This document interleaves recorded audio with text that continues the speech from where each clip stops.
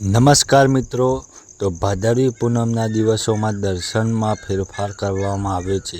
અંબાજી જતા ભક્તોને કંઈ અગવડ ન થાય તે માટે સવારની આરતી 7 થી 7:30 સુધી થતી, એટલે સવારે 6 થી 6:30 વાગે થશે અને સાંજે 7 થી 7:30 સુધી, અને સાંજના દર્શન 7:30ના બદલે મોડા 12 વાગ્યા સુધી દર્શન કરવામાં મળશે.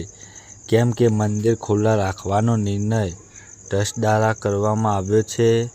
તો જય અંબે, બોલો મારી અંબે.